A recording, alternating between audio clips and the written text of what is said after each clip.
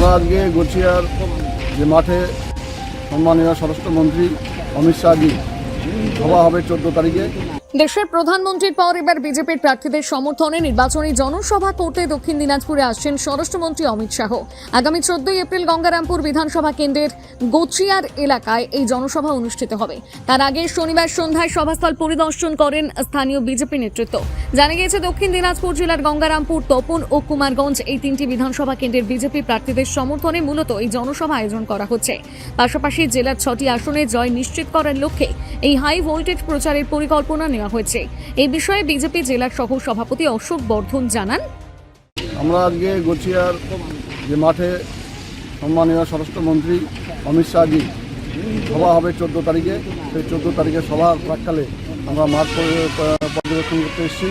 মাঠে আজকে থেকে কাজ শুরু হবে, সেই মাঠটা দেখার জন্য আমরা সবাই মিলে এখানে মাঠে এসেছি। কোথায় হচ্ছে প্রোগ্রামটি? গছিয়ার গঙ্গারামপুর দক্ষিণ দিনাজপুর। এখানে কবে আসছে?